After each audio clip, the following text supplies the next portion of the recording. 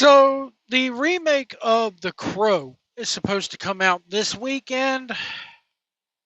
I'm on the fence of whether I'm going to go see it or not. It's a movie that's coming out, and I'm going home this weekend off the road. I've been on the road for 4 weeks, so I might, in the theater. I'm what they call a cinephile. I love going to the movie theater.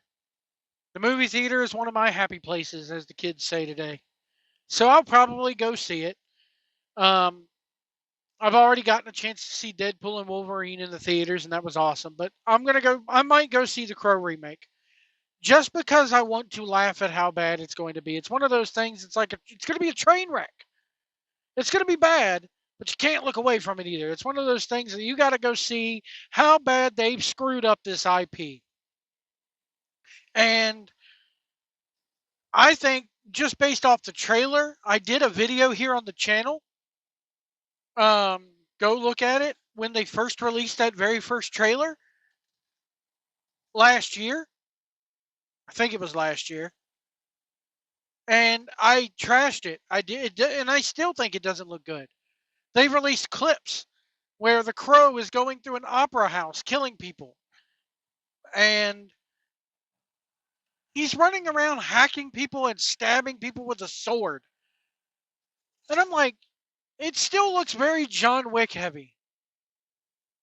And I'm sitting there going, he didn't, I mean, does he? I never read the comics. I'm only going based off the Brandon Lee classic. Some people say cult classic. But I don't remember him walking around with a sword. The bad guy walked around with a sword in that movie. But I don't think Brandon Lee walked around with a freaking katana chopping people's heads off and stabbing people. He had a gun, had several guns, but and he found other creative ways to kill people in that movie. Also, he only killed the people that really deserved it, the people that were involved in the rape and murder of his wife. He didn't go around and kill all the evil henchmen. To tell the truth, I don't think that the bad guy in the original movie had henchmen. So that's what I said. It looks way John Wick. It's zombified John Wick is what this is. And the people who have made the original movie came out. I think the one who played the little girl came out and said that she doesn't believe this movie should have been made. I don't think this movie ought to have been made, but it got made. And poor Bill Skarsgård's in it. And it just looks horrible. It looks horrible. The coloring. Yes, the first one was a real dark, seedy one. But this one just looks so. It's like if you were to take the color palette from Twilight, darken it by one shade, and put it over John Wick. That's what this looks like. And I got to be honest with you. I'm not a huge, I like the first John Wick, but I wasn't what you would call a super fan of John Wick.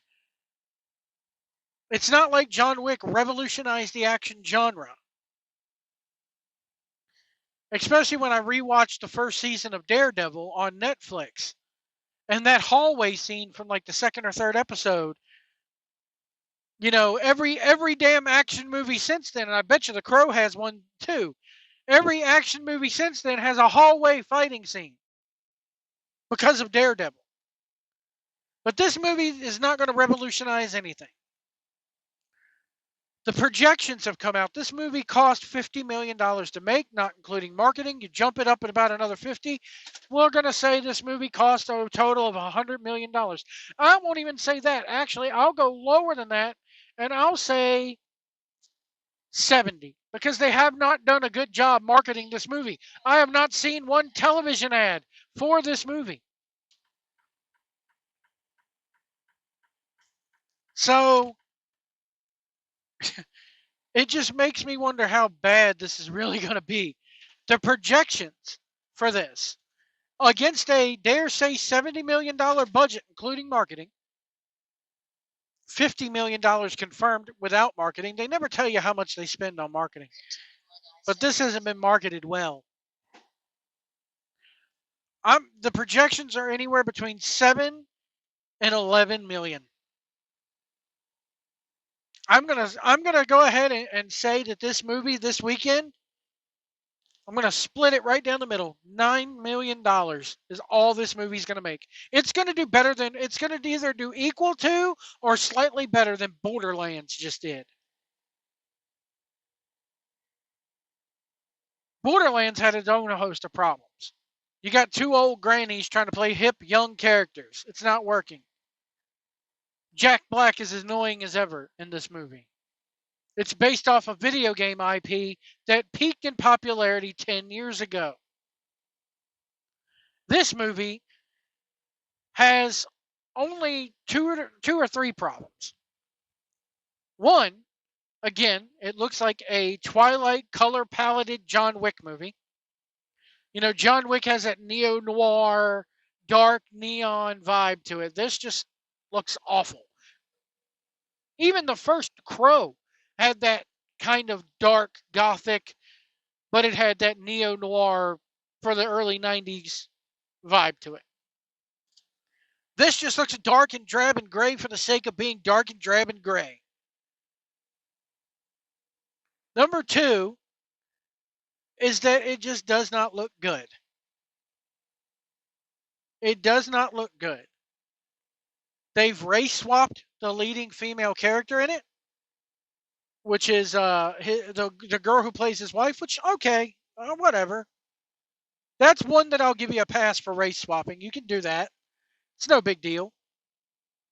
The girl looks good. Um, Also, I don't think there's a little girl in this movie that plays Sarah. I think her name was. I haven't watched The Crow in a while. I watched it right after that trailer for the new remake came out a few months back. But you need that girl. You need that little girl in there to kind of help keep the pace going and be the thing to bring it all together. Um, and the third is just another thing. I think the final thing that is just crazy here is that nobody wanted this. Nobody asked for this. Now, there have been remake rumors for The Crow going back decades, going back to the early 2000s. And there are a lot of people, myself included to a certain extent, that think this movie should not have been made. There are a lot of people, again, myself to a certain extent, that say it should not have been made because it's disrespectful to the memory of Brandon Lee. Now, I will go out on a limb here with all due respect to Brandon Lee. Brandon Lee, at the time of his death, was not a well known actor. The Crow was going to be the thing to put him over the top. A lot of people that say that The Crow from 93, 94, whatever it was a cult classic. And that not a lot of people, it's not as popular as people think. John Campea just said that yesterday on his show. The Crow's not is overrated, and it's not as popular as people think.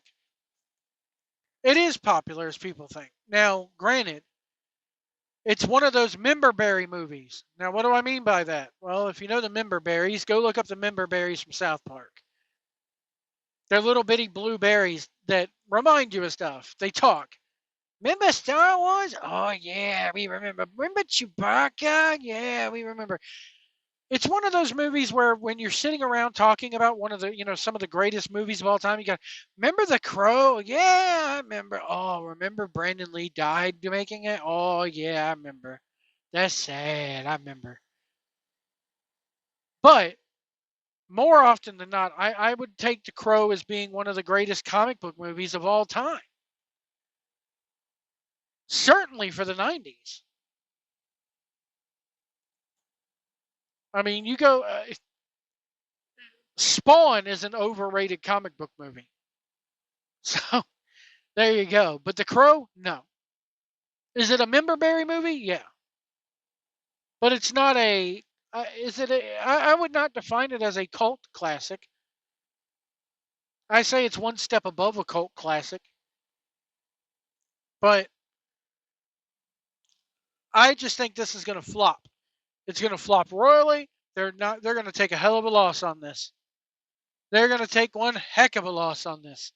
This movie will be on streaming. It'll be on Netflix by, I dare say, Halloween. I dare say Halloween. This is going to have a very, very limited theatrical run because it's not going to make money. Theaters are going to put it in there. I say it comes out August 23rd. By the middle of September, it'll be out of movie theaters, and by Halloween, if not by the middle of by Thanksgiving, it'll be on Netflix.